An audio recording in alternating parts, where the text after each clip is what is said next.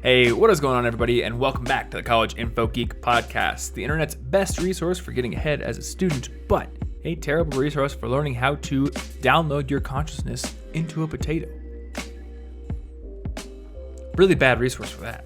That's actually not in any of the planned remaining, 10 or 11. Now, we could swap. 10 or 11. Oh, man, we're getting close. We could swap. It's the final countdown, Martin. We could swap. So, yeah, what do we have on the docket here? How to Tame Llamas. We could swap that one for potato consciousness. I'm cool with that. I've seen it in a video game once. Anyway, my name's Thomas Frank. I'm here, as always, with my good friend Martin Bamey. And today, we're talking about how to be less lonely.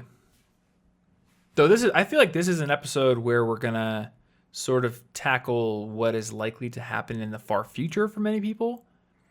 Yeah. And I think there's going to be some things that are applicable to right now as well. Yeah, I think that some of it will apply to right now, especially depending on the age of whoever's listening. A lot of it would apply to my age after school, but still relatively young, hopefully. Yeah. Well, you sent me this harrowing set of graphs. And so I guess the source is American Time Use Survey. I'm not sure who ran that, but apparently this was just from Twitter. It's a series of 6 different graphs that sort of track the time you spend per day with different people in your life as you go through the stages of your life.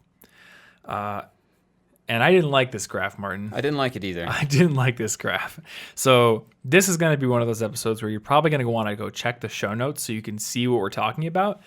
And we're going to try to describe it. So if you're driving or if you're fighting ninjas right now or doing whatever it is that you do when you can't look at your phone or your computer, that's fine. But if you want to follow along at home, then pause the DVD right now until you get the DVD pause logo. It's bouncing all over the place. Yeah. And wait for it to hit the corner. This is on DVD now. Yes. Once it hits the corner, that unlocks the secret Konami code and you get the show notes. Or you can just go to cigpodcast.com/289 and we'll have the tweet embedded or the graph embedded or something there. Something to that effect. Probably both, just in case the tweet disappears someday. Yeah. But so you sent me this series of 6 graphs. So the relationships, it looks like, are friends, parents, siblings, and family. That's one group: parents, siblings, family, coworkers, children of your own, your partner, and then alone. Yep. And I didn't like this because, all right, so friends here, it says like you're spending more than 2 hours a day with your friends when you're a kid. And then that sharply declines. Basically right after you would graduate college. Yeah. And what is this, like a pitiful 15 minutes a day average, maybe half an hour a day average? Yeah, maybe. So as you get older, and at least according to this survey, it just stays there. Yeah, according to this survey, it's like after college, you basically spend like half an hour a day on average with friends forever. Parents, siblings, and family, it's a similar graph, except for it starts at nearly all of your time at the beginning of your life, unlike friends, which makes sense. Yeah. Unless you're like me, my parents sent me out to forage for food when I was about 3 months old. That would change the graph. They had to it toughen wouldn't change me up, the graph. so You'd be an outlier. You send an infant out into the woods and you don't let it come back into the house until it's killed a bear. I killed 2. So how many older siblings did you almost have? Anyway, another sharp decline.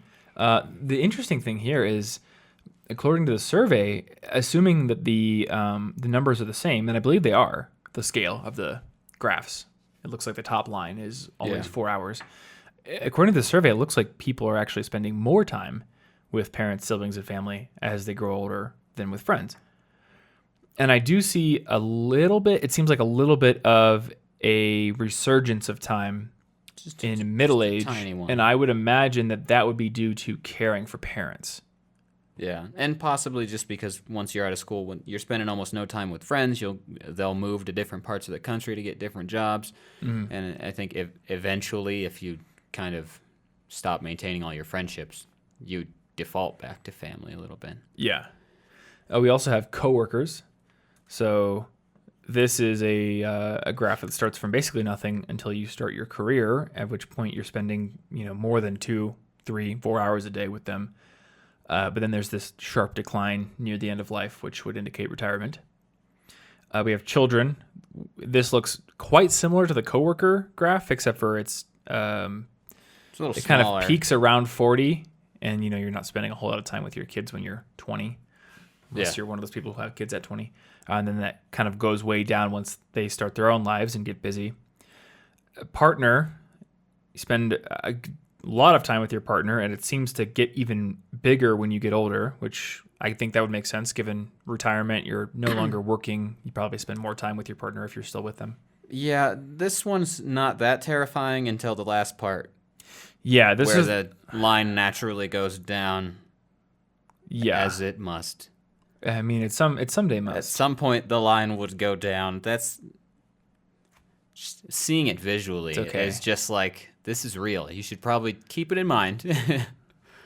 Anna and I we'll be like 90. We'll be like, all right, Elon Musk needs volunteers to go to Mars. We're going.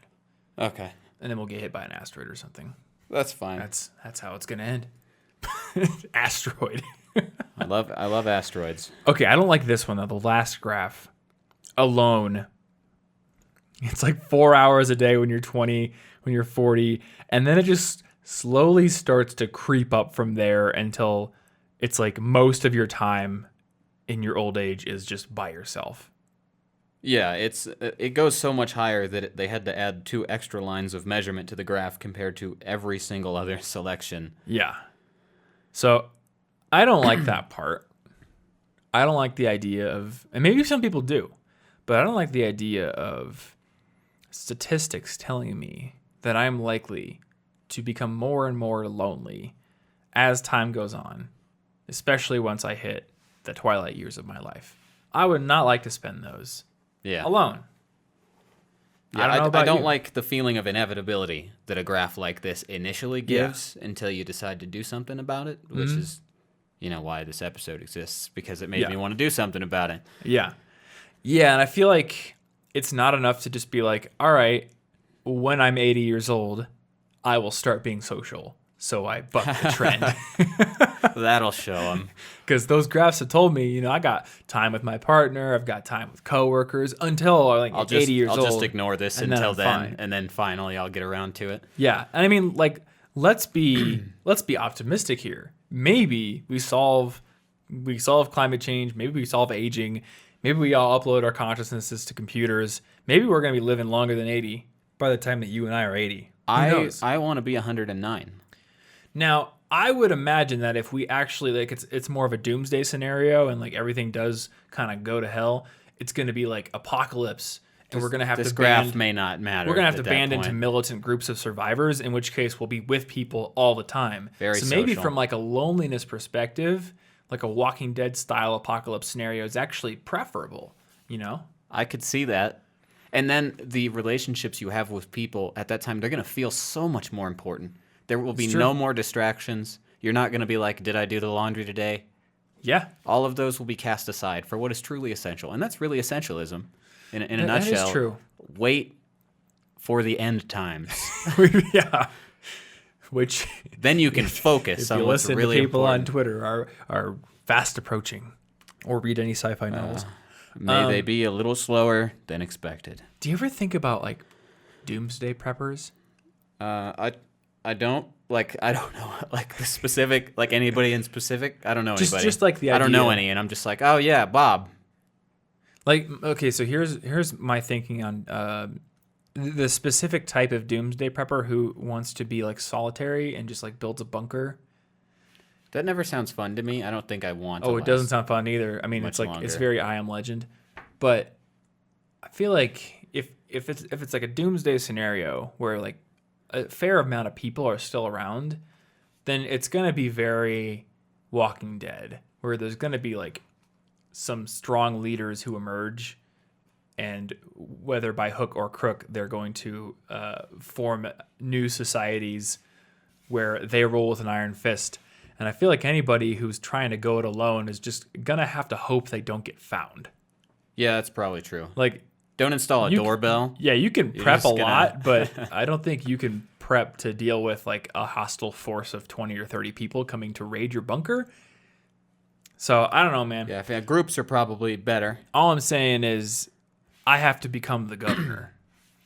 I don't want to become the governor, but I'm going to become, like, I don't know, the president or something. Okay. The president of, like, New America. That's fine. Yeah. Anyway, how do we start to build the habit of being more social so we have those habits in place and maybe have support networks in place that will outlast... I'm trying to find the way to word this that isn't, like, super sad. But, like, outlast the typical relationships that a typical lifetime has. I guess this episode is just going to be dwelling on things that happen near the end of life, so it may end up being sad anyway. I don't know. Yeah, well, if it's a thought that can be addressed right now to make it better, then one mustn't simply avoid the sadness for now. That's true. Make it actionable and then move on. Something I think about ever since you and I read Good to Great and did the whole episode on Good to Great. One of the principles in that book was that great leaders, they turn over rocks and look at all the squiggly stuff underneath, which is a metaphor for not ignoring the potential problems in your business. Yeah. And I apply that to life. So, some people would be afraid to look at their bank account because they aren't going to like what they see there. The great leader would not be afraid to look at it. They would look at it anyway, and if the news is bad, they deal with it. Yeah, and if you don't want to think about it, like, deal with it first, then you can ignore it. Mm-hmm. Get something in place. And then, like maybe to some people this graph doesn't look too terrible because you've got your partner there for most of it, if you have one, and you lose contact with friends, family, and children easily. Mm-hmm. But that's not enough for me because the thing that stands out to me most from Kurt Vonnegut's graduation speeches that he gave in the book, If This Isn't Nice, What Is? Just a collection of the speeches. But he's just talking about how we're really lonely because we don't have enough friends and relatives. We're supposed to be in large communities. That's what we're used to. Mm-hmm. And then eventually we come up with this idea that one person, our chosen partner or whatever, can be a whole society. And that just isn't going to work. That's not enough for, like, Ashley and I can't possibly give every single part of human interaction to each other. Yeah. We don't have the right experiences. So Vonnegut recommended that everybody joins all sorts of organizations, no matter how ridiculous, simply to get more people in their lives. And it doesn't even matter much if all the other members are morons. Quantities are more important. And I just that part of the speeches that stood out to me. I won't forget that. Just because he's also referencing that's why he thinks a lot of marriages don't work, because we try to force the pressures of an entire human society onto one person. Yeah, and I feel like even if you don't do it outwardly, like, your partner may begin to feel it. And I mean, you may begin to feel it as well. Yeah. Like, it can creep up on you over time. And I don't even think it's like a conscious thing. Like, you know what? I have my wife now. I'm not going to talk to anybody. Like, they're the person. I don't think anybody consciously decides that. But it's another thing that just happens through habit and routine. Yeah. You'll go to work, you come home, there's dishes to do, there's stuff to clean up, you're tired, you end up just spending the time with one person, and then the weekend comes around, and like we've talked about in many other episodes, nobody calls to invite you because everyone is hoping that someone else in their life will be that person who's active and plans things. And when everyone else is hoping that someone else will do that, no one does it. So we fall into these default patterns where we have fewer and fewer and fewer people in our life, often culminating in just one. Yeah. So anyway, I personally find it obvious that I want to be an outlier on this graph, and hopefully, yes. I guess if you don't want to be an outlier, feel free to listen anyway, and then maybe you'll change your mind. But I could just play video games, man, when I'm retired. I'm going to go through this episode assuming that most people want to be an outlier. Yeah. And I think it's important to understand that we're talking about averages here. So you might just luck into being an outlier without even trying. Oh, that's always true. But that's a you thing. Like, realize there's how many people listening to this podcast, like 20,000, 30,000. So without some action, the average is going to be the average, right? Yeah. Assuming that this study actually used I think the best way fair is just to representative assume, sample and had a good sample size, then, in aggregate, the audience of this podcast listening can assume that on average, they will fall along the same lines. Yeah, and like the lines are pretty intuitive. Like looking at them, they clearly follow the patterns I already assumed about life. Yeah. And just never laid out in such a real way. Yeah. But I want to focus on now. Yeah, so Because let's the do habits we cool build stuff now, that they fixes propagate it. into our later years. Immediately the first thing that came to my mind, and this is something that would easily apply to, being older, being retired, is that you can volunteer. Oh yeah, yeah. That's a great Whatever way to do it. age you are, if you have time, and you're like, oh, well, people don't want to hang out with me, people don't want to be friends with me, people want you to volunteer. And I mean, you have experience with it, I have experience with it, and I think love like that experience. from both of our experiences, you show up, and you show up to help and do a job, not necessarily to make friends. And it's not like the people who are also working there are going to be like instant friends with you because you showed up. But over time, it often happens anyway, or at least you build better relationships with those people. Yeah, Yeah. Volunteering was one of the best decisions I made that year. I think it was much more fulfilling than I thought it would be. And you were teaching English to refugees, right? Yeah. Okay. And in my case, I've like run sound at churches. I've gone in like winterized homes. One time, actually in college. So, I'm just gonna get into this. One time in college, I felt like my life was empty for a while. So, and I'm not a particularly religious person anymore.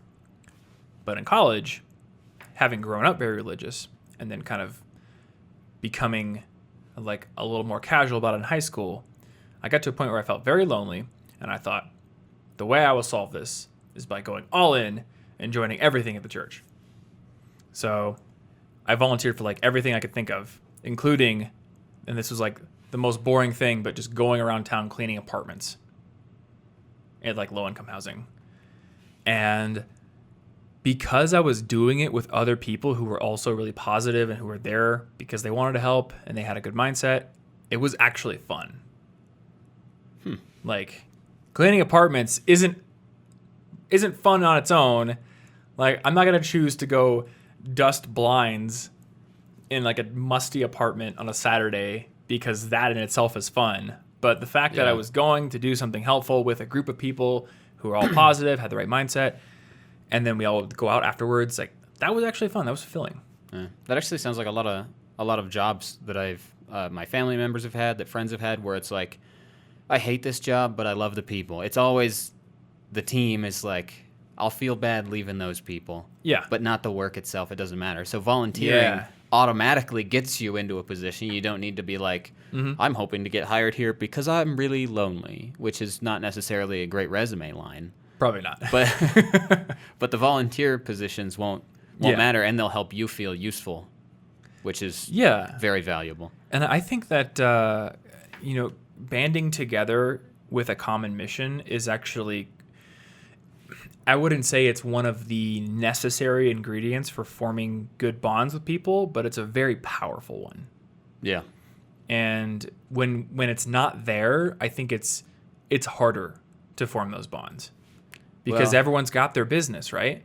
And if you're just like, well, I need to build a relationship with this person just out of pure friendship, like you might be able to, but there's nothing kind of like pulling you together through any kind of obligation. So it requires good planning and self-discipline on both parties' parts. Yeah, shared goals and activities like that, even if they're not fun. Mm-hmm. Probably the only thing I can think of that's just as powerful, if not more, at pulling people together is mutual hatred. But that one's really unhealthy, and I wouldn't lean on that to solve my loneliness problems. Yeah, it's true. Let's not join people really jump together when they don't like the same thing, but it's not. That's volunteering is a much better way. Yeah, I don't want to join the clowns with tall hats suck club. Yeah, that's going to become a bad idea. There's somebody who's just they used that nobody meme format in the comments of that podcast where you brought up the clowns with tall hats. They're just like, nobody, absolutely nobody. Martin, clowns with tall hats. I didn't know of a better example that wouldn't like get too real immediately. Yeah. So insert group that you personally disagree with here. I tried to find I tried to find a group that no one has ever even considered in Clowns with aggregate. tall hats. They're representative of everything you hate, even if the next person hates something completely different. We can all agree. Clowns with tall hats, they gotta go. Yeah, I feel like even using an example and explicitly saying I don't agree with this, if it's an example somebody agrees with, might have an effect I didn't care for. So Well, you know what? There was somebody in the I audience take it who out was on a the clown clowns. who loved I take tall it out hats. on the clowns. You broke his heart. You broke his heart. I'm sorry. Yeah. So volunteering is a big one for me. And I mean, there's a lot of ways you can do it. I think like the biggest thing is there are going to be local organizations that you can just get involved in. And some of the obvious ones that you would probably think they're for my grandpa, they might be something you could do. Like you could join Rotary Club. Or you could even just talk to somebody who's in Rotary, because anybody who's... What is that? I don't know specifically To accentuate what Rotary the grandpa is, comment, because I guess. I have never been in Rotary. I don't know, but like Anna's- a rotary phone? Anna's uncle is in Rotary. Old phones? So let me give you my perception of Rotary as somebody who has never been in it and who has never actually Googled what exactly they do or what it is. Googling it didn't help me, so I'll go off your definition. But basically, Rotary, in my perception, seems like a sort of informal group of people within like a local city, and they just sort of meet and they do projects and they throw like low-key parties sometimes. And I think they somehow like sometimes give out awards. The award part I'm taking from the movie Catch Me If You Can, because Leonardo DiCaprio's character, his dad, gets an award from the Rotary Society in the beginning of the movie. And then he has that great quote, 2 mice fall in a bucket of milk. One immediately drowns because he gave up, but the other one churned that milk into cream and climbed out. As of this day, I am that second mouse. Which is like, it's a pretty good quote. Good old, nothing like a butter metaphor. I've never Like a butter metaphor. Butter for. never thought of that before. But yeah, I mean, that's something. I mean, if you are part of a religious organization, there's tons of volunteer or opportunities that come through there. But Yeah. I mean, Rotary immediately came to mind because the people in Rotary are typically pretty involved in local community stuff. So they're at least going to know what's going on. Yeah, and helping out your local community is one of the most effective ways that you can do something that's good anyway. Yeah. And I mean, I think like, Rotary, and then when I was growing up, my grandparents went to, I don't think it was, or it may have been associated with Rotary. It was called the Moose Lodge. And when I was a little kid, we'd go there for breakfast on Sunday mornings. But I think it was just like the place where people in the local community can go hang out, and there was events kind of coordinated through groups that met there and stuff like that. This week's episode of our show is brought to you by our friends over at Dashlane, which is a tool that I use literally every single day, and which can help you make your online life both more secure, but also more convenient. It can remove a lot of friction from your life. So Dashlane is a password manager that also can manage a lot of your personal information. It keeps it incredibly secure. It helps you to use it wherever you are, on your iPhone, on your Android device, on your Mac, your PC, as a browser extension. And whenever you create a new username and password on a website somewhere, or whenever you log in somewhere, you can save that login combo to Dashlane. It is securely stored in an encrypted account that only you can access, and then you can automatically log into websites from then on, which removes a lot of friction from your life. In addition to just logging in to websites on those username and password forms, it can also fill in long forms. So say you're trying to buy like a boosted board or something, and I always use boosted board because I think this was You order them all the time. I think I was buying a boosted board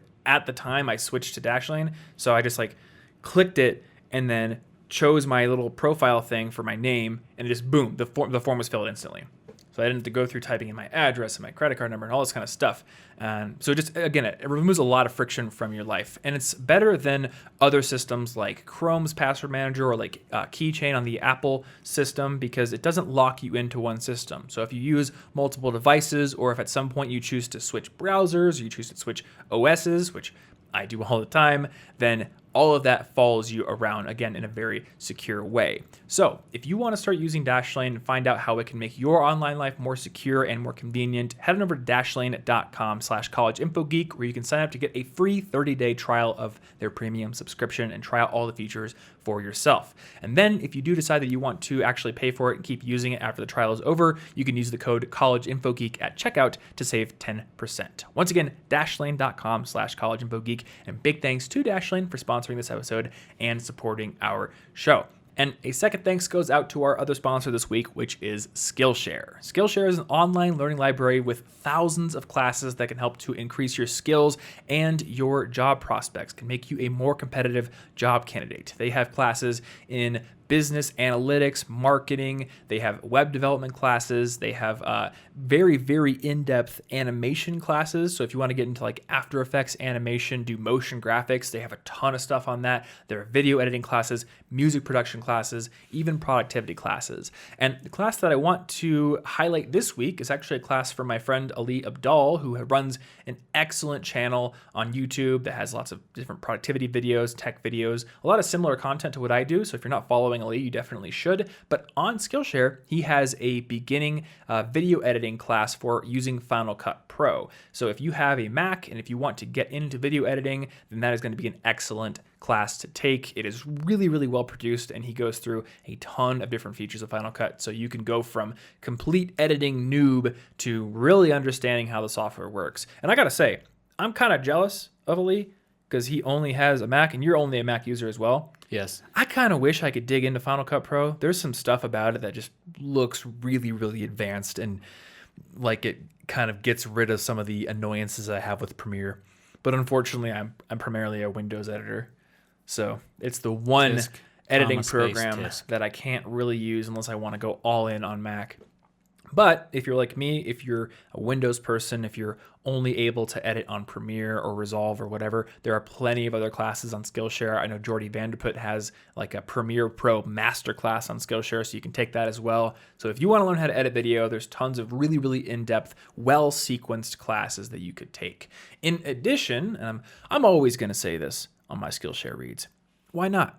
I've got classes on Skillshare. In fact, at this point, I now have 2 classes. One of these classes is on building a productivity system. It's all about making your to-do list work well, your calendar work well, your note-taking system, your file organization system work well, but also getting them to work in harmony so that you never let anything slip through the cracks. So that's one class I have. It's called Productivity Masterclass, Building a System That Works. And then I also have another class all about building strong habits that are derived from your long-term goals. This class is about taking your goals, taking the things you want to do long-term, and figuring out how to break them down into actionable things that you can focus on in the moment. And once you have that done, we talk about how to take these actions and turn them into habits, and then figure out how to stick to those habits long-term so you don't fall off the bandwagon and stop making progress. So if you want to take both of my classes, if you want to take Ali's class, if you want to take any of the thousands of classes on the platform, you can go over to Skillshare.com/geek and sign up. And Skillshare is really affordable. It's less than $10 a month. So it's basically a Netflix subscription that's much more useful to your future.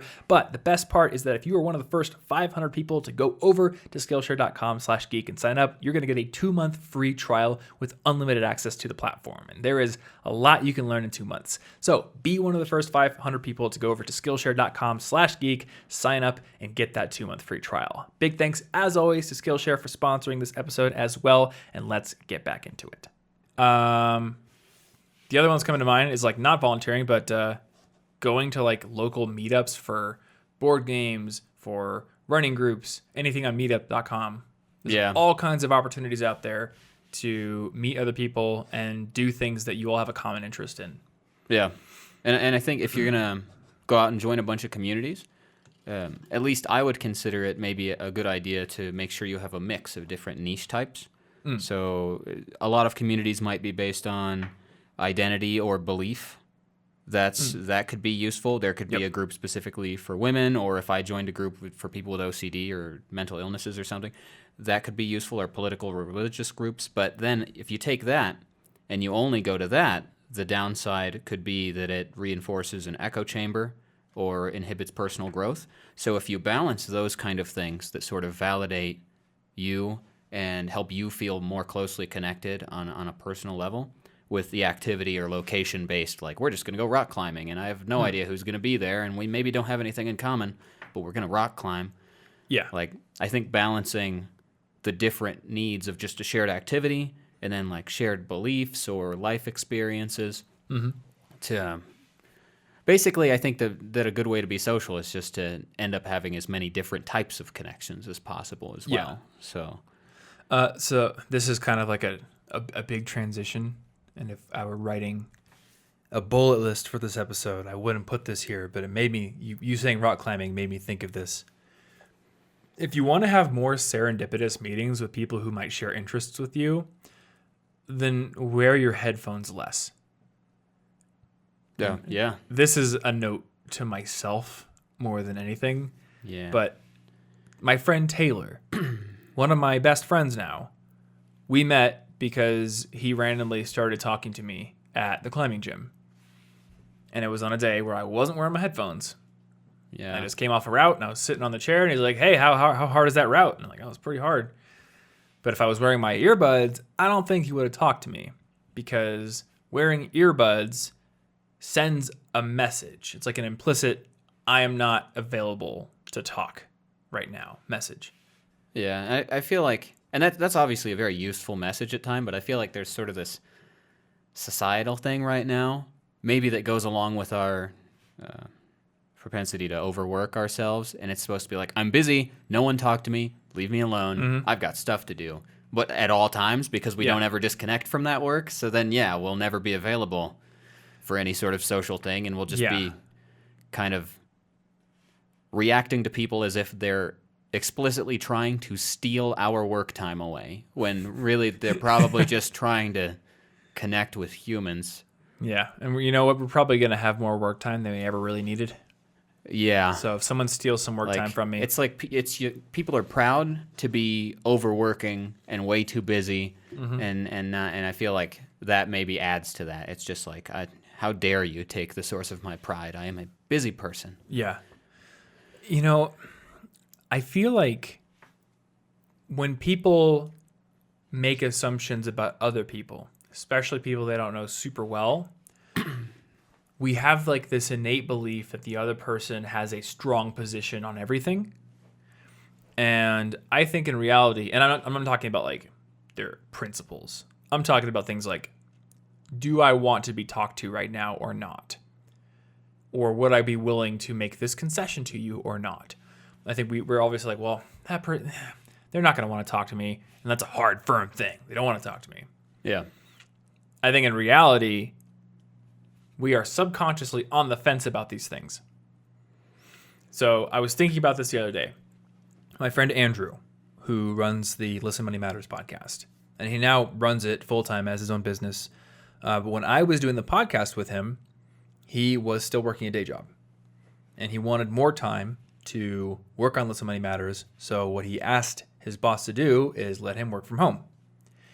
And the boss's initial answer was, no, we like the community that we have here. We think the in-office, atmosphere we've built is useful, so we're going to deny this. And what he said is, well, he really wanted to do it. So he said, boss, give me a chance. Give me 1 day a week working at home, and I will prove to you that I'll get more done than I ever did here. You won't regret it. And the boss said, okay, we'll try it. So that in itself, that one little example illustrated to me that people are willing to be persuaded. They may have an initial position, but they may not feel so strongly about that initial position that a simple one follow-up line could shift it entirely. Yeah. You can't work from home to, okay, make a good point. Yeah, sure. So it's like you're trying to get a compromise here. And sometimes I've said this to Ashley before when we're trying to decide what we want to do, like where do we want to eat? Where do we want to do anything? And she'll give me an answer that I know is mostly because she's already filtered it through what I want. I'm like, well, that's not how compromise works. You have started from a compromised position. We both need to start at our extremes and then meet in the middle. Don't meet me in the middle first. I want you to get stuff that's closer to what you wanted initially. So in this case, if you're just assuming that they're never going to talk and that's it, you're starting from a compromised position. You're not giving yourself a chance. So for me, there were two key realizations there. One, if you're the person who wants the thing, like you're the person who wants to work from home, you may need to work a little bit. Now, I want to preface not preface. I want to put a caveat on this. This is probably important. Okay? Because this is an insight that can be taken way too far and can become toxic. Yeah, this does not always apply. Yeah, this does not always apply. I think there is a very real cultural narrative, especially before, say, like 10 years ago. There's a very real pervading cultural narrative that, if you want someone to go out with you, you just have to be persistent until you eventually win them over. Oh, no. I think this is a cultural narrative that is communicated more to men than to women. There are a lot of those movies where it's like the weird dude never gives up and eventually he wins the heart of whomever through sheer annoyance. Yeah. That's not good in real life. This leads to innate beliefs that that women are prizes to be won with enough persistence. And that is absolutely not what I'm trying to communicate here. If somebody rebuffs your romantic advances, you should back off. Yeah, that one doesn't apply. Demonstrated that they are not interested. We're talking about This acquaintances doesn't at rock mean, climbing. on the other hand, this doesn't mean that you should never ask. Like, go. Don't be weird. Don't be creepy. But say hi. Maybe ask someone on a date. That's fine. If someone tells you that's not fine, then they are way going overboard. But if they say no, then take the hint. Because it's not a hint. It's clear communication. They said no. Yeah. All that aside, sometimes you may need to work to persuade someone to see your point of view, such as, I want to work from home. No, give me a chance. I will prove you, okay? Yeah, this applies in this many case, other situations. You're not harassing your boss. It You're applies just in- making a stronger case. And again, like if you were to take this too far and you were to keep asking, maybe they're going to fire you eventually or get angry. Yeah, but there are different limits for each kind of social thing. It's just Exactly. the romantic limits are very soon. You should immediately respond. Well, there's a big question here, right? Like, are you going to make your boss feel personally uncomfortable and possibly unsafe with your continued advances? Probably not. You may annoy if you them, are, that's very strange. but you are not in the Then position don't. of power in that conversation. you Yeah. know? But if you're asking a girl out and she says no politely, and you keep asking, now she feels uncomfortable. She might feel unsafe. That's a totally different thing. Well, yeah, because they don't know if you're going to be a weirdo. Your boss knows you and probably knows you're not about to like murder them. Yeah, To work from home. Probably not. So just keep in mind that sort of Typically, compromising- if you murder your boss, you the don't compromise get to advice. work from home. You do get a new home, and you do get to work from it, but that work usually involves a mop. yeah, it's not quite the same. So Anyway, yeah, otherwise the the compromising second- thing works well. So that was the first insight, right? Like sometimes you Yeah. may need to work a little bit to persuade people. The other insight, though, is from the opposite point of view.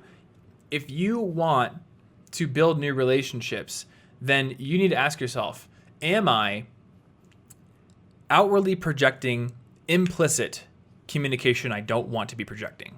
Such as, I have my earphones in, therefore I'm unapproachable. Because you may be perpetuating that assumption in other people's minds that you are of a firm constitution that you don't want to talk to other people. I'm here to do my own thing. Now, if you are, plug the headphones in. Sometimes I go to the gym, especially when I'm lifting and I don't want to be talked to. I'm just there to lift. I'm listening to my death metal. I'm doing my stuff, and I gotta go. But a lot of times when I go climbing, like I'm there to get a workout, but I'm also there to have fun, and it would be cool if I talked to people. So yeah, if I've you been want making- somebody to be able to approach you. So I've been making an effort to be like, nope, just take the headphones out. As much as I love music, because music is like one of the key ingredients in my life and what equates to a happy Thomas, I put the headphones away Yeah. and I just climb. And, it doesn't always result in somebody striking up a conversation with me. And if I really want to be social, maybe I should be the one to strike up the conversation with other people. Yeah. But I'm at least not outwardly communicating, I am unavailable to talk to. Yeah. And like in that, you don't want to be sort of implicitly saying no, but you also probably shouldn't explicitly say no to too many things to maybe your friends. This doesn't mean you should go to everything. Saying no and valuing your time is important. But if you become the person known for saying no, you stop getting invited. And your Yeah. time is important, but so are the relationships you choose to cultivate, I would imagine. I mean, I guess if you don't care, go ahead. But eventually people will stop inviting you because, like the headphones, they will just assume they never want to do things on a Thursday. I'm not even going to bother. And maybe you would love it. And then you're going to feel left out. Even if they're your friends and they care about you, they've just assumed you would say no. They thought they'd be wasting your time. Yeah. But you're going to feel like they didn't want to invite you. Mm-hmm. And being busy or tired are often excuses for missing sort of events like this. Yeah. That's always the graph of busy and tired is the entire graph, is all of the hours of the day basically based on activity. We're always doing something. If you accept that you are going to be activity-wise busy tomorrow and you embrace a little bit of free time anyway by being casual and hanging out with your friends because you're going to be busy anyway, you might feel free. The activity maybe won't change, but I don't think your level of active busyness will change all that much for most of life. Yeah, not really. But whether you feel free depends on whether you accept that instead of thinking, if I just work 24 hours today, tomorrow I'll finally have nothing to do. It's not going to happen. Which is kind of how my brain likes to operate.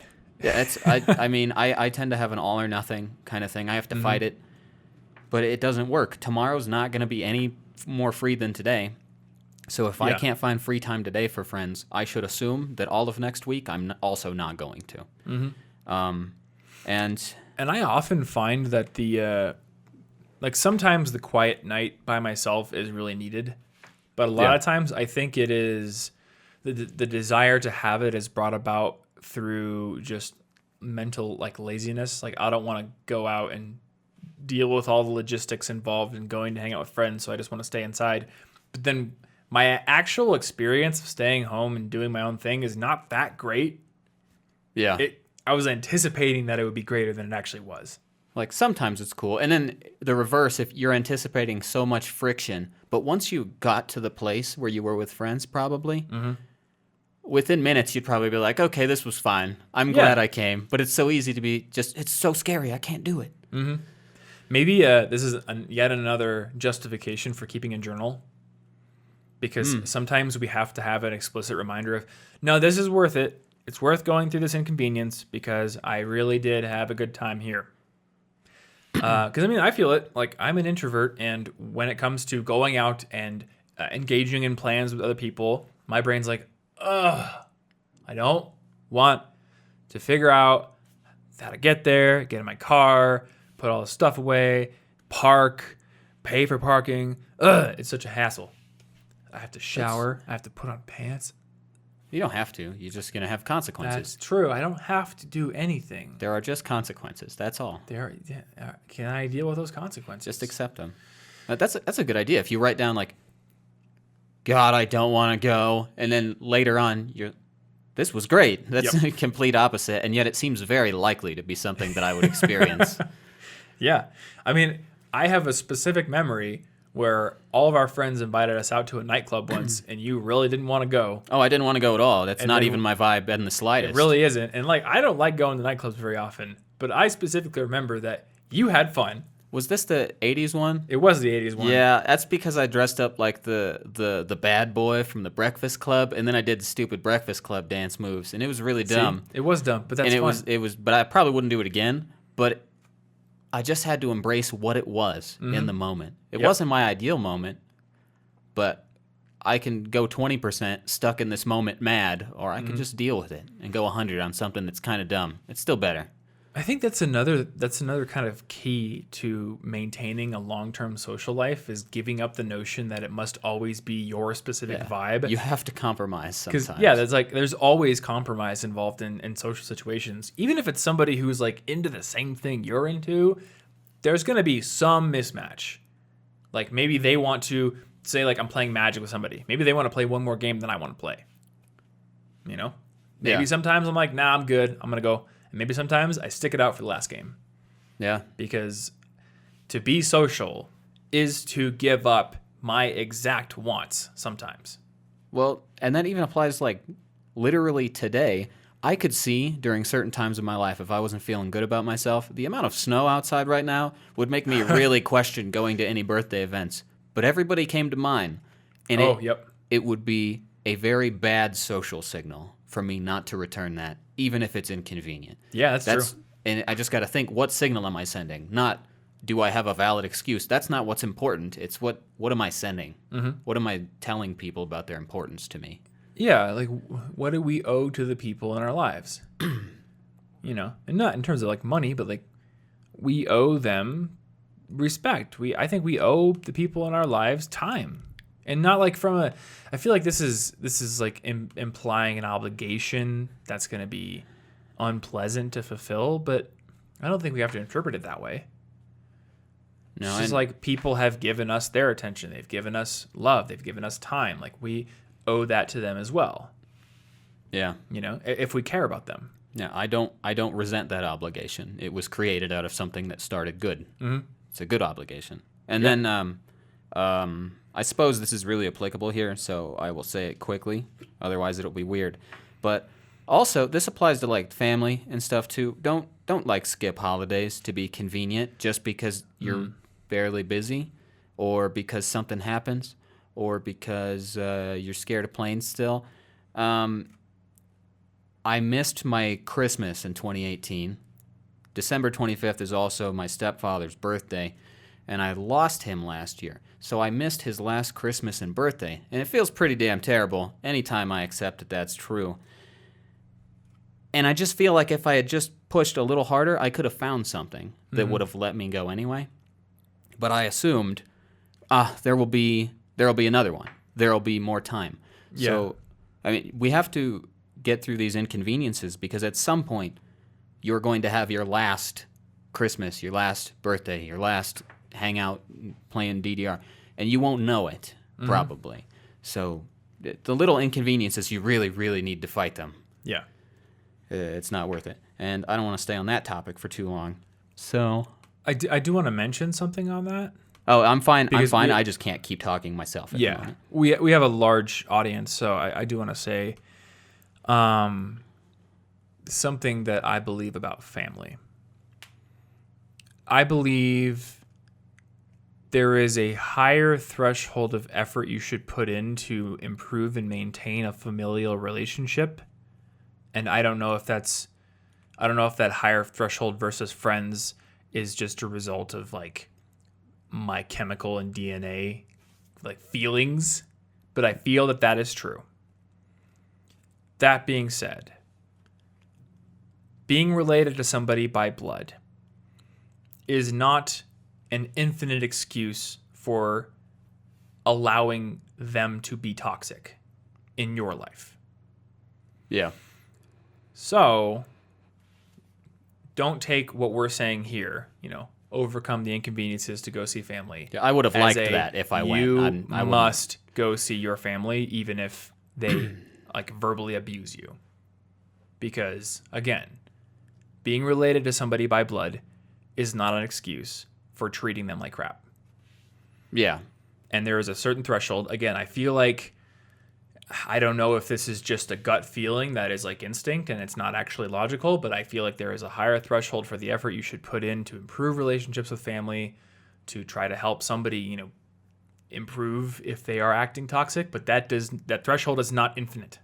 Yeah, and there is a threshold, and there's a certain point where it's like, yeah, we're related by blood, but we aren't family, and you have chosen that, not me. Yeah, at some point there has to be a line, and we can't prescribe that line to any of you, dear listeners. Yeah. But and since you mentioned that, I mean, everything, the internet is pretty toxic. So there's this whole like thing where if your family doesn't agree with your politics, you should abandon them. There's like, and I know most people don't do that, but the vocal minority on Twitter seem to espouse that viewpoint anyway. I would like to point out that over the last couple of decades of me having any awareness of what values were outside of school, I've had several family members completely flip, including myself, to a completely new set of values. Mm-hmm. People do and can change. Yeah. It's just the threshold isn't infinite. Maybe they'll never change. Mm-hmm. But there are reasons to be a little more understanding and try to find what angle people are coming at. And often the issue is just that there's communicative problems. Yeah. And there would be a sense of understanding if it weren't for the buzzwords that the media makes us get all mad at immediately. Yeah. And I think it's important to say that a difference of opinion, even if it's on something you feel is important, a difference of opinion is not abuse in itself. Yeah. You know, No. because I feel like I shouldn't have to say this, but you're right. There's like a vocal minority on Twitter and social media who essentially say, or sometimes explicitly say, if your family members vote for this candidate over this candidate, they are bad and you should never talk to them again. Which is a recipe for division if I've ever seen one. Yeah, it's like if you ever did something that somebody doesn't agree with, one, you can't guarantee that that person was wrong and that you were right. And two, if they were wrong, if we just tell people that they were wrong, if no matter what you did, you're exiled, life behind bars for literally anything. Yeah. You're done for. We don't care about you. You're canceled. They don't have any incentive to change, and then they will only hang out with people who agree with them, creating an echo chamber of the viewpoint that you specifically didn't want to encourage, but that you will accidentally, definitely encourage by isolating them. Yeah.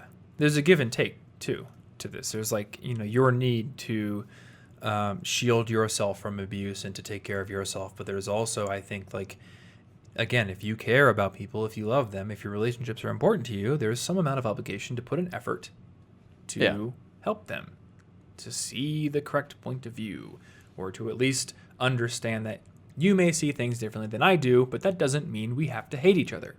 Yeah. We can disagree, and we can still coexist.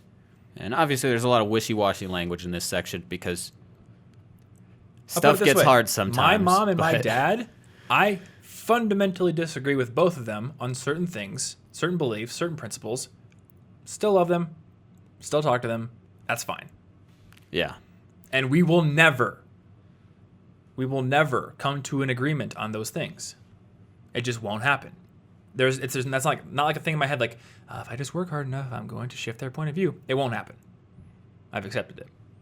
But it doesn't mean I have to cut them out of my life or be like, you're less valuable of a relationship to me because of this. It's like, no, you have a disagreement with me on this issue, but it doesn't mean we can't still have a relationship. Yeah. If it's like a mutual understanding, it's just like, that's cool. And crucially, it is not a disagreement that results in any actual abuse, like any kind of verbal abuse or anything happening. Like it's just differences in worldview, principle, things like that. Yeah. So, In short, people are important and don't give up on them immediately. yeah, Do give up on them if you have to. yep, yeah. There's a threshold, and again, we can't say what the threshold is. Yeah, I have no idea. Okay, so the next thing that I wanted to talk about in here was this magical Trello system that somebody made. Oh, And I Tyler can't remember- Trevorin. Yeah, We have that's what it was. a very old episode So- of the CIG podcast. So I think that system is cool, and I've used it. And I have a slightly simpler version that I created for myself using iCloud Notes, which Okay. could probably be recreated in a lot of things. Mm-hmm. But I want to talk about that just because as adults, time goes by really quickly because we do have things to do. We are busy. Yeah. And sometimes you might not even notice that it's been a couple weeks since you've talked to somebody. Everything passes so quickly. And so Tyler created a cool Trello system where, and Trello is just this, basically the Trello system is as if you had several columns on your wall of sticky notes. It's the Kanban thing. So picture the first column saying January, the second column saying February, and so on. I bet you know the rest of the months, and I'm proud of you. And so you'd have a sticky note for each person that you want to keep track of in your life. So a mom, January. And then every time you talk to them or interact with them or something, up to whatever threshold you consider the minimum, you move them to the month you're currently in. Yeah. And then you can just glance and be like, hey, I haven't caught up with my grandparents in quite a while. I'm going to call them. Mm-hmm. You'll know. There's visual representation. Yeah. And you can add notes, too. Oh, yeah, true. Just be like, Mom's trying to work on this thing. Follow up on that. Mm-hmm. See what that's doing in a few months. Maybe she will have done something. Maybe she'll want just some encouragement, gentle reminder about the project if she forgot. I think there could be other uses to this system too. So like if you had a Trello board with your meaningful relationships on it, when you think, because this is a big one for me, I will think of something that would be great as a birthday present for somebody. And I'll say, I'll remember that when their birthday comes up. And then their birthday starts to come around and I have no clue what I was going to get them. So if you had that kind of a thing, you could just go into their card and be like, oh, hey, this person really mentioned that they wanted to play Star Realms. That is great. I'm going to buy them Star Realms for their birthday. I'm going to consider that on my iCloud version. Yeah. I didn't consider using that for those kind of reminders. Mm-hmm. Now because if I were to try to go find their birthday on my Google Calendar, like I have them on my calendar for a reason. I don't know their birthdays every single time. Like I know your birthday, but I don't know I don't know. Well, now I know Taylor's birthday because it's I feel like today. But I know a bunch, but I don't click into my Google Calendar events. Yeah, same. I would be like, oh yeah, that's coming up. I remember that. Why would I click into it? I'd have to assume that I had listed something there. Mm-hmm. But this. It seems like if you used it, it would be semi-frequently if you were keeping up, so you would have it. And Trello does have a calendar view, so you could even put their birthday on it, and you could use that as a birthday calendar. But I like to put people's birthdays on my Google Calendar because then I will get an email. Yeah, I have everybody in there. I specifically like it because I wanted to get away from needing... Like, I basically remember probably 85% of the birthdays on my calendar, and I can just text them. Or, like it used to be just everybody comments on your Facebook wall because Facebook told them to do it. Yeah. And I'm just like, what? I told me to do it. I thought it was important enough specifically to list your birthday on my calendar. Yeah. Zuckerberg didn't want me to send you this. Yep. He didn't want it to happen. And I did it anyway. He specifically didn't want me to say happy birthday. Yeah. Only a Facebook poke. And then, so my iCloud note version is a little simpler. And basically, all I've got is a little folder on the side called Social Tracker with a note inside with a name for each person. And every time I talk to them, I can either add a note or I just put in a space and then backspace it. And since it was most recently edited, it automatically drags them to the top. So gotcha. I don't know when the last time necessarily. Well, actually, no, it would tell me when I edited it. Well, there you go. Huh. So that's what I do. Because it's super easy and I can do it in like 4 seconds on my phone. Well, there you go. Sweet. Also, I would just like to mention that I think you've mentioned this before, but from a no systems point of view, if you happen to just think of somebody you know, send them a random text. Yeah. Even if it's something stupid. Yeah, I've definitely done that. I've just like texted them their name in all caps. I have nothing to say, but I kind of wanted to talk to them. So I'm going to say something stupid and see if they have something to talk about. Well, our friend Brandon, I don't know where this stupid joke came from, but I think we either saw a poster for the movie Aliens Armageddon or there's an arcade game, Aliens Armageddon, and he just pronounced it Alan's Armageddon. Yeah. And that's just been a joke for us forever. So we were at the arcade a few nights ago and I saw they had the Alan's Armageddon arcade game. So I just took a picture of it and just texted it to him with that Alan's Armageddon in all caps. Yeah, it's just little things. It's just fun to do little things just like saying, I remember you. Mm-hmm. Another one for me, do stuff that scares you, which often involves social things. Like maybe there's some stuff that's totally solo that scares you. Like I'm going to go do wingsuit jumping off of a cliff. But even if you're getting into wingsuit flying, which is something that even I don't think I'm ever going to do because that's really dangerous. Like most people who are big wingsuit fly junkies are dead.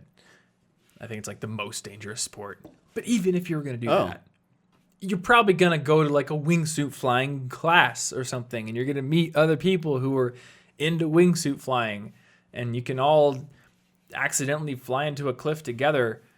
But anything for me, the big one that I think of is I wanted to learn how to sing. I was so scared to take vocal lessons, but I just buckled down and took them.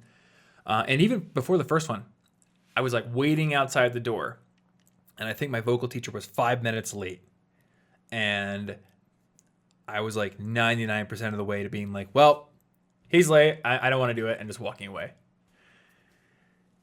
And I'm very glad I didn't, because now I've been taking lessons for over a year. Not only have I improved as a singer more than I ever thought I would be able to. I literally thought there was a level I would get to and stop, and I've gone way past that. But I'm now good friends with my vocal teacher. We go to movies together sometimes. And my vocal school does like these jam nights where you can just show up on a Wednesday night in the practice room. A bunch of other students will show up. Some of the teachers show up. And you just jam for 2 hours. That's cool. Just be like, what song do you want to sing? I want to sing that one Do like song. barbershop quartet stuff? Yeah, it's like, yeah, something like that. Maybe you all put on leather jackets and start snapping your fingers? Yeah. I actually found it really interesting because, as a musician who just makes stuff up, I'm not very used to learning songs. So I figured, it must take a long time to learn songs. But at the jam night I went to, like the first one, they were just like, yeah, okay, somebody name a song they want to sing. I'm like, do these people just know, like, every song? And I'm like, all right, somebody that you used to know I don't know how to pronounce the guy's name, Gautier or something like that. Got him.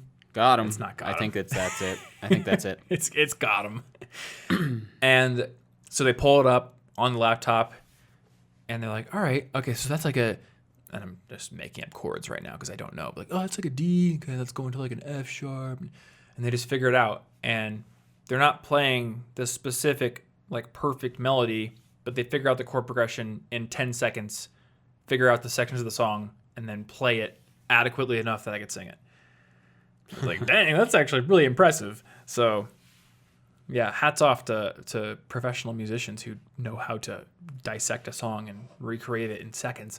Hear that, clowns? Tall hats off. Tall hats off. Take them off. And then put them in the shredder. Out of Get respect. rid of the hats. We don't like them. But yeah, go do things that scare you because a lot of times they will result in you meeting a group of people who are into that thing. Yeah. And now you've met people who could potentially become friends who want to do the thing you want to do. Yeah. And you will desensitize yourself slowly to at least a portion of the anxiety that comes along with doing something like that. And if you're anything like me, you are at the same time desensitizing yourself to meeting new people because, again, introvert, meeting people is uncomfortable. People are good at getting used to things, so if you just kind of struggle through many things in life, you'll just get used to them, and they won't feel that bad anymore. So, like, I know that if I try to join a bunch of new meetups, I'm going to struggle for the first several times, but after that, it'll just feel normal. Yeah. So another small point I have in here is to make the most of small talk. You can take the situations where you might have frequent small talk with the same people and slowly build up a little bit of a real connection. Mm-hmm. So I have the same hairstylist every time. I could have a different one every time. But if I choose the same person specifically, then I can actually build up like a bonus friendship. True. Yeah. And I try to occasionally go slightly deeper into like what I would talk about with a friend, just a little bit. Not so much that they're flooded with like, oh God, don't know you like that. Yeah. But enough that it slowly becomes more normal to just talk about what's actually going on. And then, she mentioned wanting to take an oil painting class. And then I put that in my calendar entry for the next haircut. So I could follow up and be like, hey, did you take that? Yeah. How was that? That's and smart. Then, so I'm paying attention to them too. And then I also recently found out a barista that I frequently get delightful drinks from produced music for an interactive Japanese folklore exhibit or something. And then we talked about shakuhachi, the Japanese bamboo flute that I happen to have one of. And basically the people that are just providing a service to you, if you see the same people, it's not that unlikely that they're also interesting, and you just don't know that because their job isn't to interest you. Yeah. Like, those are pretty cool things that I got true. to talk to those two about that I could completely sidestep by just saying, thanks for the drink. Bye, machine. Yeah. I really like that idea of adding a note from a conversation that you can follow up on the next time. That's good. So regarding small talk, I think you can actually get better at leading small talk into more interesting conversations. So, and really this just comes down to asking interesting questions that kind of spur a discussion. And one that just come to mind right now that I've asked in the past with random people is, what's your favorite side character in any movie?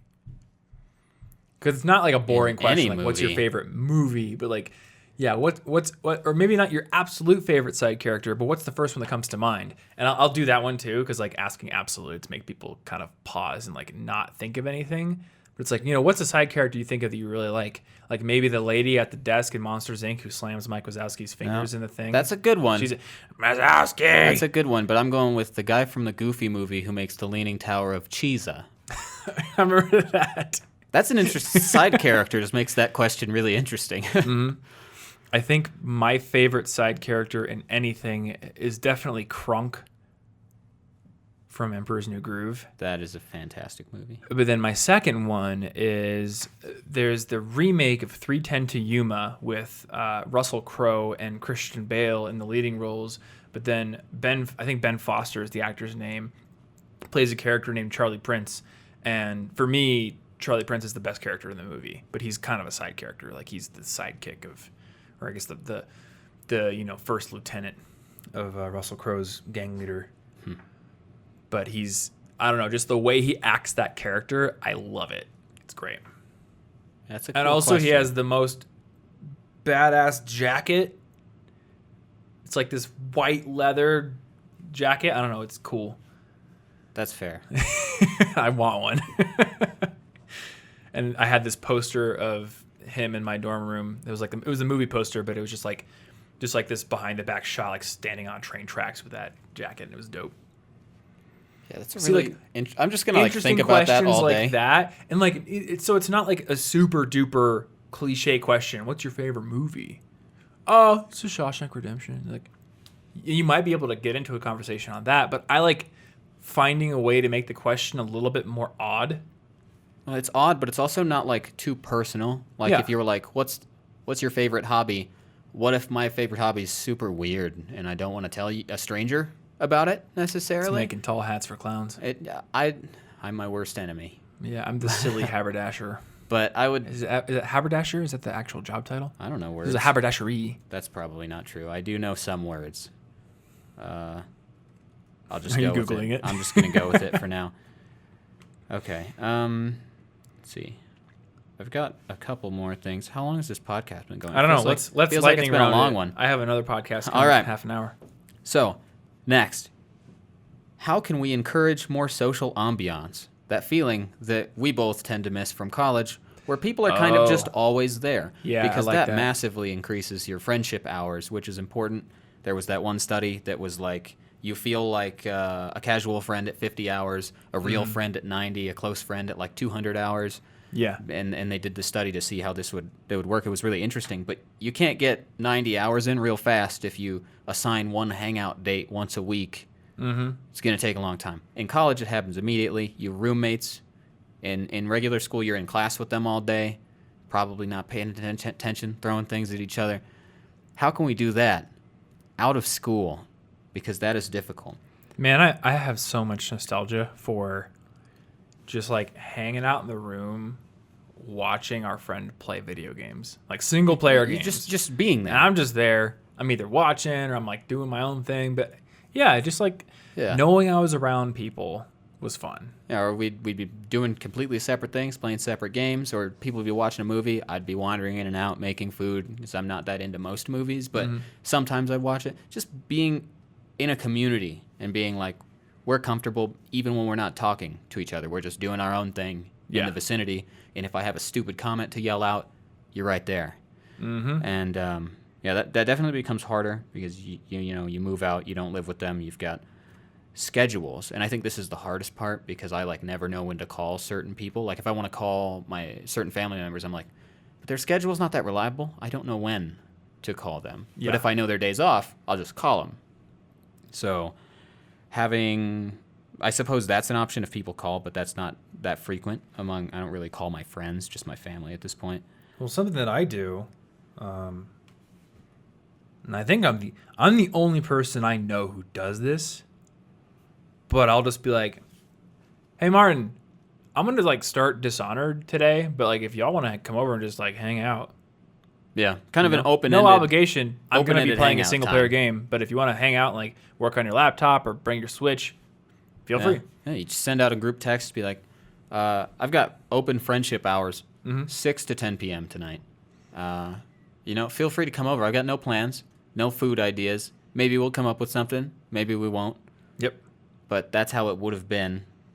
Well, yesterday was even really before. casual. I just sent a text. I was like, hey, everybody, tonight, 6 p.m., we're going to work on a jigsaw puzzle, and we're going to watch Baby Driver. And it's like That's low it. pressure. You're like, I've already got my own thing to do. So, like, I'm fine. And it wasn't like, If hey, you're- do you if guys you're want to do busy. something? Like, what do you want to do? It's like, no, I'm going to work on a jigsaw puzzle, and I'm going to watch Baby Driver. Y'all are free to join if you want, Yeah. but I'm still doing it. It's just optional. Yeah. And It was great. Yeah, I think that's... And I don't think it can be ever as easy as, being roommates. But Yeah. that's a pretty good idea, a pretty reasonable way to be able to do it after school. And I do remember, I don't think I journaled this, but I do remember eventually, like, being roommates did wear on me. I was tired of having 20-plus people in my apartment at all times. I just wanted, Yeah. one day a week where Yeah. it was empty. That would have been nice. But now I miss the 20-plus people. Mm-hmm. Wish they were in my house 6 days a week. Don't know what you got till it's gone. Yeah. Another option is like co-working spaces or coffee shops if you do make acquaintances there, because then you're doing your own thing by default. This is why I love Improper City. So Improper City is this place in Denver that is, imagine a really, really, really big coffee shop put in like a warehousey space. So it's got tables, it's got coffee, but there's also like 50 beers on tap. So like you can get drinks. They're open from 6 a.m. to midnight. And then it's a big open space. Crazy. There's TVs, one of them that has a Super Nintendo setup. There's like an upper and lower level. It is in the same building as a bouldering gym that you can go to next door.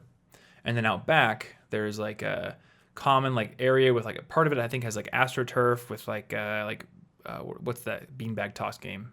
Cornhole. Yeah. There's a couple food trucks. There's like a fire pit. And during the day, it's a place that people basically use as a free co-working space.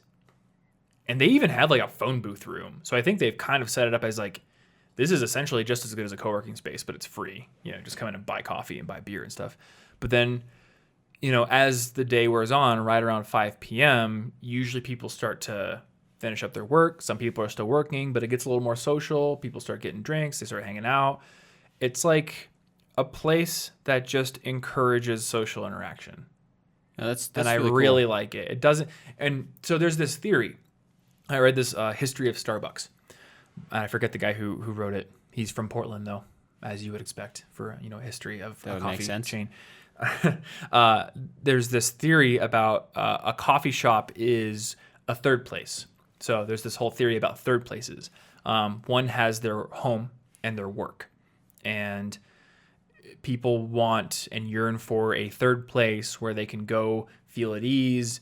It's a place where you don't feel like you need a specific reason to be there. Like if I'm going to Walgreens, I have to have a specific reason to go to Walgreens. Otherwise, I'm going to feel weird. They're going to be like, why is this guy like laying in the middle of the baby wipe aisle, like playing a Nintendo Switch? It's like, I'm looking for a third place, man. Walgreens is not it. So bars, historically, were the third place. It's like, I have home, I have work, I go to the bar, hang out with the buds. And that makes it harder if you're trying to avoid alcohol specifically, which Yeah. some people want to, and they're like, where am I supposed to hang out? And especially before, coffee shops took off, like back in those days, bars had a certain association, reputation, kind of like feel to them. Not every bar is like that, but I feel like bar culture in like the 80s, you didn't have as many options as we have now with like, chill breweries where there's just like board games and people bring their families. Like, no, it was a little bit of a different vibe. You didn't bring your kids to the bar in most cases back then. And then Starbucks helped to popularize coffee shop culture. Because before Starbucks, there were coffee shops, but not very many of them. And most people just drank Folgers, which is really not good coffee. A lot of it is not even Arabica beans. It's like the other kind of, or Robusta, which is much easier to grow, but terrible. So Starbucks comes up. They take over the nation. Weirdly enough, they don't actually crush mom and pop coffee shops. They make them more popular. Yeah, they a rising tide lifts all The boats. rising tide lifts all boats. Starbucks was the rising tide, and their mermaid led the charge. And so at least if you believe the book's narrative, because I haven't dug into this much more than the book, but the book's narrative is that a mom and pop coffee shop is only going to be put out of business by a Starbucks if it's not better. I love that a mom and pop coffee shop and pop is like, that's coffee a shop. really fun phrase. That would be a really good name for a coffee shop. Come on over to the mom and pop. But so Starbucks is thought of as the gateway drug into gourmet coffee culture, which it really is, because Starbucks coffee is not exceptional. It's decent. Yeah, it's Starbucks consistent. latte is That's decent. the most It is very important thing for me. consistent. And when traveling, is like every drink I order is going to taste exactly the same from Yep. Oregon to Minnesota. And well, in Minnesota, I'm doing Caribou. You're going to 'cause Caribou. I'm going local. But it's a little better. to here, then it's always the same on the road. So, and this is the thing, like, it is not necessarily all that difficult to make better coffee than Starbucks. It is, I think, with a decent amount of training and the right equipment, very, very easy to make a better latte and make better espresso drinks than a Starbucks. Yeah. If you can afford a good industrial grade espresso machine and you train your baristas correctly, they should be able to make something better than a Starbucks latte every time. So if you can do that and you can run the rest of the business, a Starbucks should only increase your customers coming in. Now, I don't know if that's always going to be the case. Like maybe Starbucks continues to, gray goo the world until eventually we're all just part of the nano machines. But at least according to the book's narrative, that's how it works. So anyway, coffee shops become the new third place. And they don't have the seedy reputation of bars. They're a place you can come bring your laptop. They're a place you can come meet a friend so you can pitch them on your MLM scam. Whatever. Yeah, and it's like a more comfortable place to pitch an MLM. It's a more comfortable place to talk to people than like if you're out in the park or something, somebody might, somebody jogging, don't interrupt the person jogging. Then maybe the person's relaxing. Maybe they're doing something. But at a coffee shop, it feels a lot more inviting Yeah. to talk. It Yeah, it feels does. like the default level of talking will be slightly higher there than a lot of other locations. You might see people. So anyway, long winding story short, I see Improper City as a model for a new type of third place. And I think microbrewery culture has really helped this. Because again, bars, seedy reputation. I'm not saying this of all bars, but it's just, it's a reputational thing. They got seeds there. But breweries do not have a seedy reputation. Breweries seem hipster to me. They seem hipster. They're a place where you bring your dog. They're a place where you bring your kids sometimes. Bring your cat instead. They're usually big. They're open. They're airy. They're not like a rowdy place. They're not like a dark, crowded place. They're usually pretty open. Most breweries that I've been to anyway, they're chill. And I feel like Improper City's like, all right, well, let's take that. Let's take coffee shop. Let's merge it together and let's add extra elements. Let's do food trucks. Let's do, games. And it's just a place to hang out. And I would love to see more places like that start to crop up. Yeah, that seems like a really good idea. I don't really have a third place right now, I don't think. I don't go anywhere. And then having that I'm either working or at home managing chores. Everywhere you go in those situations, there's going to be some sort of obligation hanging over your head. So, Well, you don't even have a second place. I have one place. It's my living room. That's also my office. So perhaps you need a second place. Maybe I do. And then I'll get a third one and a fourth one. Yeah, I think, we humans need to oscillate between different states. I different was way places, happier all in these things. college walking between buildings every Oh, hour. I loved it. I love being in different locations, and then Yeah. I remember the day better because each location feels like a distinct point in time. Yeah. And if I stay in one room, even if I experience a full 8 hours, my memory thinks, well, that was just the one time I was there. It's like I sorted it by location instead of time. Yeah. It's why I kind of love being near downtown. I don't want to live there. There's a lot of inconveniences. Yeah. But going there, I can pop into one coffee shop, do some work. Then I'm like, I'm going to walk over to this other coffee shop, or I'm going to go run an errand, or I'm going to walk to Whole Foods for lunch. And it brings back a little bit of that feeling of being in college. Because, I really did love the feeling of just knowing, like, I'm going to be in, like, 6 different buildings today. I just feel like I'm part of this big complex network instead of siloed in one room. Yeah, it's cool. Then like the skywalks are fun too. Oh, the skywalk system in Des Moines is great. I think only Minneapolis has something that can rival it, and Minneapolis is bigger. Theirs is really good too. But either one is just, I don't know. I'm fascinated by complex networks of tunnels. I don't know why. I wish we had one. It's just here. like a They're weird so thing. Cool. Yeah, it's only economical to build in a very, very wintry city, and Denver just isn't one. It's fun to build in every city. That's true. It would be fun to build. So given infinite money, don't even make it a full thing. Make it like a rope bridge that Some goes rope bridges between that goes between an open. I would love open that. wall. I would.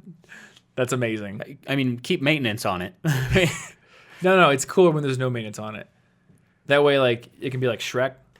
Yeah, That would actually. I would totally love What do rope you want? bridges connecting buildings What? in a warm city. That'd Don't be do this. Great. It'd be so cool. And of course, like Except for- the rope bridges, they're on the tops of the buildings. It's not like third floor. None of this. No, You would need to tops. pass a law that so the people that want you to sign things or donate things or buy bracelets can't be on the rope bridges Yeah, that can't be there because Get that's out. not fair. That's cheating. What about like musicians though? You can I walk be past like a a musician. minstrel? They're just like doing their own music-y thing, and then maybe you throw them money if you want. Yeah. If the musician is yelling at you, put money in the case. What if they sing Hear it this like with a chord? nice Do you melody? like it? Put money in the case. I could forgive Then? that. Can That's less annoying to me than I don't feel that guilted. Just be like, they sang. That's fun. They sang their demands for my money. That makes it somehow better. That's fun. No, what I want is zip lines between the buildings. I feel like we could create a bunch of alternatives for. This could be a really cool. Let's build a city. Network of rope bridges. Let's build a city that zip looks like it was lines, built by a 10-year-old. Tarzan style rope and swing things. It's gonna be so fun. Yeah, and of course, like safety nets. Yeah. Okay. Anyway, we're designing cities now. I have one more thing. Okay. In this list, and that is because, to some extent, being alone will happen, and you can't avoid having some alone time. So I had a couple ideas on how to be happier alone.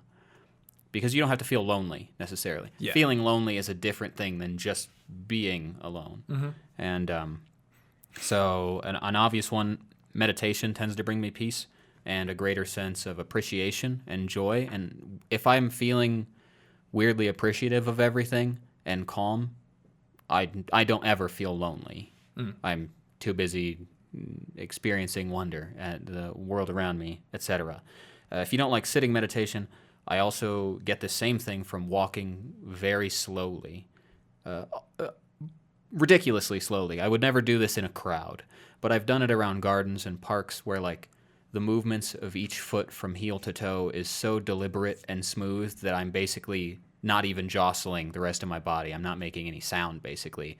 It looks like I'm walking in slow motion probably, other than I'm not doing like stupid arm movements like I'm the Bionic Man or something. Maybe you should start. But it makes me calmer and more patient. I'm just observing everything. Recently, I found a good quote that works pretty well to describe this, actually, by the Vietnamese Buddhist monk, and I don't speak Vietnamese, so if I butcher this name, I'm really sorry. Thich Nhat Hanh. Oh yeah, I've seen the name 1,000 times. Only learned how to pronounce it maybe today. that sounds like a more authentic pronunciation than what's been in my head. Yeah, I every time think seen I've been that wrong name. the whole time in my head. I've never said it out loud until I looked it up.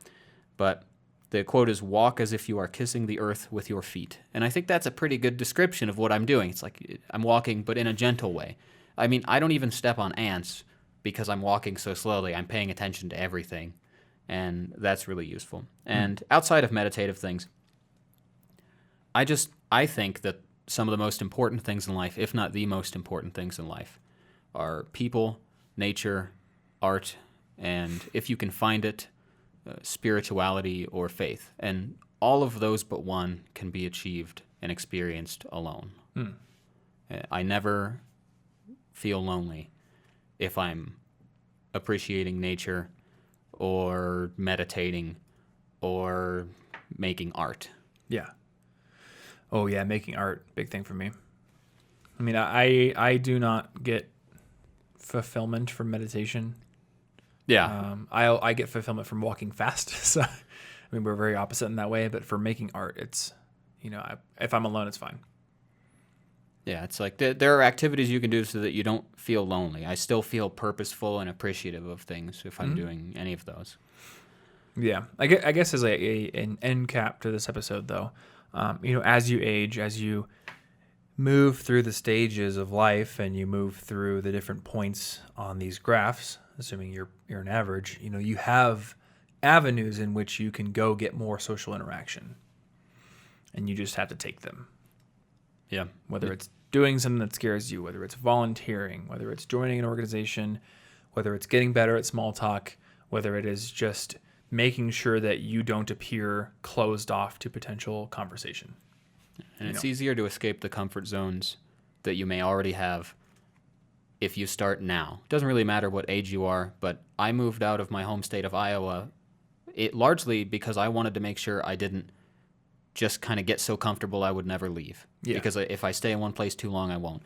So if you start building the habits and pushing through the discomfort now, you might have a life of fulfilling social activity. Mm-hmm. But if you wait, who knows how long it will take you to push through the discomfort. You might as well just do it now. Yeah.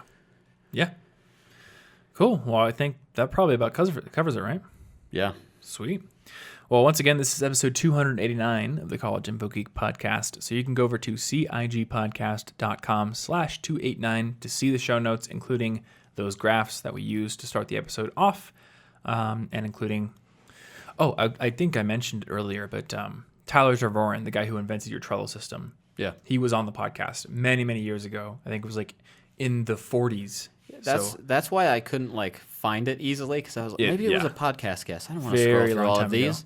But we can link to that in the show notes, and just note for Guillermo, our show notes guy, it's Tyler Tervoren, Tervooren, I think. If you search him on the website, the episode should come up, but I think it's like episode 46 or something like that. But yeah, we talk about that system in more detail, and assuming his website is still up, then I think there's a blog post about it, about the Trello system. Boy, if not, I should make a video on it or something. Yeah, I think it's a good idea to keep track of. Decent video, actually. Yeah. I may have mentioned it in my friendship video, but I feel like my older videos tended to be very listy, and I'm trying now to make videos that sort of focus in on one thing you can do to deal with one problem, because I think they're a little more impactful that way. Yeah. So, and I think that's going to end up meaning I do videos that branch or that talk about topics I've listed in other videos, but I want to do them in more depth, and make them a bit more impactful. Anyway, collegeinfogeek.com is where you can find lots more tips, tricks, hacks, and things of those nature that people on the internet like to promote. We got tips and tricks. CIG Podcast, you can go to that to find the main podcast page on our website, where you can figure out how to subscribe. We are on Apple Podcasts, we are on Google Podcasts, we're on Spotify, YouTube, and basically any other podcast player that you want to use. I personally use Pocket Casts, and I like it a lot, but there are plenty of other ones out there, including free ones. So you can subscribe to make sure you get new episodes when they come out, which at this point is kind of just whenever.